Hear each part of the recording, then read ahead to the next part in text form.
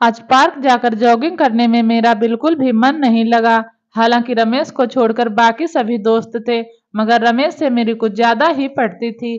25 सालों से हम दोनों एक साथ इस पार्क में जॉगिंग करने आते रहे हैं। कुछ तो वैसे ही रमेश का ना होना मुझे एक अधूरेपन का एहसास करा रहा था। और कुछ दोस्तों ने जब उसके बारे में उल्टी सीधी बात करनी शुरू की तो मेरा मन और भी परेशान हो गया। 4 महीने बाद 60वां जन्मदिन होने वाला था रमेश का। उम्र के इस पड़ाव पर ऐसा काम करते हुए उसे जरा भी शर्म नहीं आई। देखने में कितना धार्मिक लगता था, और काम देखो तो कैसा किया, सारा समाज थूक रहा है उस पर, एक दोस्त ने कहा। दूसरे दोस्त ने नाक भौं सिकोड़ते हुए कहा, मुझे तो भाभी जी पर तरस आ रहा है। अच्छा हुआ दोनों लड़कों ने घर से निकाल दिया। ऐसे बाप को इससे ज्यादा सुनने की ताकत मुझ में नहीं थी। कुछ काम है कहकर मैं वापस घर आ गया और रमेश के बारे में सोचने लगा। रमेश और मेरी कारोबार के सिलसिले में एक दूसरे से जान पहचान हुई थी। यह जान पहचान कब दोस्ती और गहरी दोस्ती में बदल गई, पता ही नहीं चला। रमेश बहुत ही साफ दिल था, अपने काम में ईमानदार और सामाजिक इंसान था। उसके इन्हीं गुणों के चलते हमारी दोस्ती इतनी बढ़ी कि 25 साल तक हम रोजाना एक साथ जॉगिंग करने आते जाते रहे हैं। हम दोनों अपनी सारी बातें जॉगिंग के दौरान ही कर लेते थे। कई बार तो दूसरे दोस्त हमें लैला मजनू कहकर चिढ़ाते थे। इतने सालों में रमेश ने अपना कारोबार काफी बढ़ा लिया था। ट्रांसपोर्ट के कारोबार के साथ ही अब उसने दिल्ली के पॉश इलाके में पेट्रोल पंप भी खोल लिया था। एक तरफ लक्ष्मी उस पर पैसा बरसा रही थी, वहीं दूसरी तरफ उसकी सुंदर सुशील पत्नी ने 2 बेटे उसकी गोद में देकर दुनिया का सबसे अमीर इंसान बना दिया था। जिंदगी ने रफ्तार पकड़ ली थी, मगर सबसे अमीर आदमी सुखी भी हो ऐसा जरूरी नहीं होता।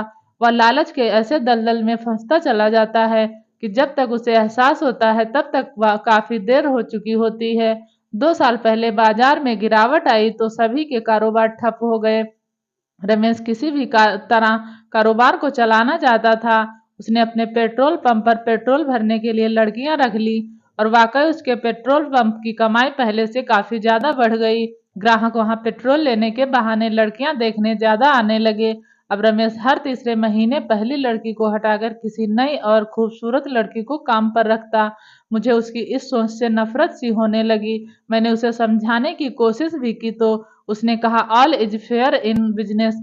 मैं अपनी आंखों से देख रहा था कि पैसा कैसे एक सीधे साधे इंसान की अकल मार देता है। ज्यादातर उसके मैनेजर ही इन लड़कियों को काम पर रखते थे, पर वह लड़कियां काम कैसा कर रही हैं यह देखने के लिए रमेश कभी कभार अपने पेट्रोल पंप पर ही पेट्रोल भरवाने चला जाया करता था। उन्हीं दिनों एक लड़की रानी उसके पेट्रोल पंप पर काम करने आई। एक शाम को मैं उसी की गाड़ी में काम के सिलसिले में उसके साथ गया था। उस दिन रमेश ने पहली बार रानी को देखा था। घटे हुए बदन की लंबी पतली थोड़ी सांवली सी थी। उसकी उम्र यही होगी कोई 23-24 साल, यानी रमेश के बेटे से भी छोटी उम्र की थी। रमेश ने मैनेजर को बुलाकर पूछा तो उसने बताया कि यह नई लड़की है। रानी अपना काम भी बखूबी कर रही थी। उसके बाद रमेश और मैं वापस आ गए। 3 महीने बाद मैनेजर का रमेश के पास फोन आया कि रानी आपसे मिलना चाहती है। वह काम से हटने को तैयार नहीं है। उसने समझाने की बहुत कोशिश की, मगर कहती है कि एक बार मालिक से मिलवा दो, फिर चली जाऊंगी। रमेश ने कहा उसे मेरे दफ्तर भेज देना। दफ्तर आते ही रानी रमेश के पैरों में गिर गई और रोने लगी जोर जोर से। मालिक, मुझे काम से मत निकालो, मेरे घर में कमाने वाली सिर्फ मैं ही हूँ। बाप शराबी है, वह पैसे के लिए मुझे बेच देगा। 3 महीने से आधी तनख्वाह उसके हाथ में रख देती थी तो शांत रहता था। बड़ी मुश्किल से अच्छी नौकरी और अच्छे लोग मिले थे। मैं आपके सब काम कर दिया करूंगी और ओवर टाइम भी करूंगी। उसके पैसे भी चाहे मत देना, पर मुझे काम से मत निकालो। रमेश ने 1-2 बार उससे कहा भी कि उठो, ऐसे पैरों में मत गिरो, मगर वह पैरों को पकड़े रोती रही। आखिरकार रमेश को ही उसे उठाना पड़ा और मानना पड़ा कि वह उसे काम से नहीं निकालेगा।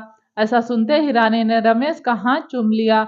60 साल के बूढ़े रमेश के अंदर कमसिन रानी के चुंबन से एक सिरहन सी दौड़ गई।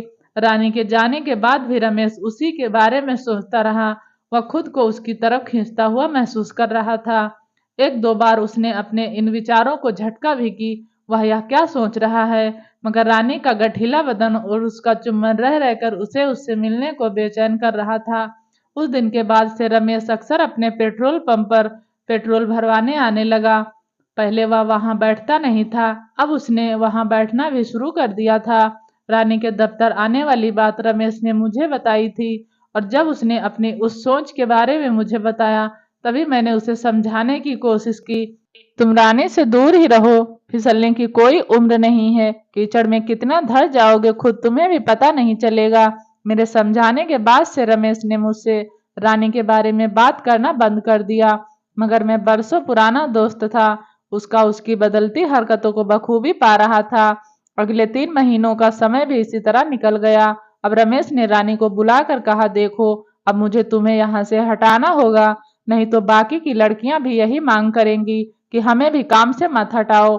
मगर मैं कहाँ जाऊंगी मालिक, शहर से बाहर निकलकर हमारा एक फार्म हाउस है, वहां उस घर की देखभाल के लिए किसी की जरूरत है। मैं तुम्हें वहां नौकरी दे सकता हूँ, 24 घंटे वहीं रहना होगा, खाना पीना सब हम देंगे और तनख्वाह अलग। रानी ने खुशी खुशी हाँ भर दी। अब रानी फार्म हाउस में काम करने लगी। कभी कभी रमेश अपने दोस्तों को वहां ले जाता तो रानी खाना भी बना देती थी सबके लिए। रानी हर काम में माहिर थी। फार्म हाउस पूरा चमका दिया था। उसने रमेश को यह देखकर बहुत अच्छा लगा। एक बार कहीं बाहर से आते हुए रमेश फार्म हाउस पर चला गया। वहां जाकर पता चला कि चौकीदार छुट्टी पर है। तब रानी ही गेट खोलने आई, चाय पानी नाश्ता सब दे दिया और जाने लगी। तो रमेश ने पूछा, तुम्हें यहाँ कोई दिक्कत तो नहीं है? जितना चाहा था उससे भी ज्यादा मिल गया। मालिक, आपकी वजह से ही मैं आज इज्जत की जिंदगी जी रही हूँ, नहीं तो मेरा बाप कब का मुझे बेच देता। कहते कहते वह रोने लगी। रमेश ने उसके आंसू पोंछे तो रानी ने रमेश का हाथ पकड़ लिया। सर, आप बहुत ही अच्छे इंसान हैं, आजकल अपने कर्मचारियों के बारे में कौन सोचता है? और फिर से उसका हाथ चूमने लगी और बोली, आप तो मेरे लिए सब कुछ हैं। उस चुंबन की सिरहन ने रमेश के हाथों वह काम करवा दिया जो रानी उससे कराना चाहती थी। उसके बाद से तो रमेश का हर हफ्ते का यही काम हो गया। वह हर हफ्ते काम का बहाना कर फार्म हाउस आ जाता। रानी ने उसे अपनी बातों में इस कदर उलझा दिया था कि अब रमेश को अपने घर और बीवी बच्चों की भी चिंता नहीं थी। इस बीच रमेश ने मुझसे मिलना जुलना बंद कर दिया था। फिर अचानक एक दिन भाभी रमेश की पत्नी का फोन आया कि रमेश ने दूसरी शादी कर ली है। यह सुनकर मैं हक्का बक्का रह गया। मुझे या तो अंदाजा था कि कुछ गलत हो रहा है, मगर इस हद तक होगा यह नहीं सोचा था। शादी की उम्र तो उसके बेटों की थी। ऐसे में जब उन्हें अपने बाप की करतूत का पता चला तो उन्होंने उसे घर से निकाल दिया। रमेश ने पार्क आना बंद कर दिया। आता भी किस मुंह से? इतने सालों से कमाई इज्जत पल में मिट्टी में मिल गई। सारा समाज रमेश पर थू थू कर रहा था। शादी के 6 महीने बाद ही रानी ने एक बच्चे को जन्म दे दिया। रमेश रानी के साथ फार्म हाउस में ही रह रहा था। एक दिन अचानक रात में रमेश मुझसे मिलने आया। वह जानता था कि उसकी हरकत से मैं भी बहुत ज्यादा नाराज हूँ। मेरे कुछ कहने से पहले ही वह बोला, मुझे मालूम है कि तुम मेरी शक्ल भी नहीं देखना चाहते, पर एक बार मेरी बात सुन लो। मैं यही चाहता हूँ और कुछ नहीं, तुम्हारी माफी भी नहीं। फिर रमेश ने शुरू से आखिर तक सारी बातें मुझे बताई। रमेश ने यह भी बताया कि यह बच्चा उसका है ही नहीं, मगर रमेश ने रानी के साथ संबंध बनाए थे। उसका वीडियो रानी के आशिक ने चुपके से बना लिया था। रमेश पर शादी करने का दबाव डाला गया था। शादी के बाद ही उसे सारी सच्चाई का पता चल गया था। रानी ने सिर्फ पैसों के लिए उसे फंसाया था, या उसकी और उसके आशिक की सोची समझी चाल थी। यह सब कहकर रमेश फूट फूट कर रोने लगा और मेरे घर से चला गया। मैं तो यह सुनकर सन्न सा बैठा रह गया। अपने दोस्त की जिंदगी अपनी आंखों के सामने बर्बाद होते हुए देख रहा था। जिसे रमेश प्यार का समझ रहा था वह केवल एक भ्रम जाल था। उसने अपनी इज्जत, परिवार, दोस्तों को तो खोया ही, साथ ही उस प्यार से भी इतना बड़ा धोखा खाया था। वह पहले ही समझ जाता तो इतने सालों से कमाई हुई उसकी इज्जत पर इतना बड़ा कलंक तो नहीं लगता। वह इतना समझता ही कि 60 साल की उम्र प्यार करने के लिए नहीं, बल्कि अपने परिवार के लिए होती है। कहानी अच्छी लगी हो तो प्लीज चैनल को सब्सक्राइब जरूर कीजिए। कहानी पढ़ने के लिए आपका बहुत बहुत धन्यवाद।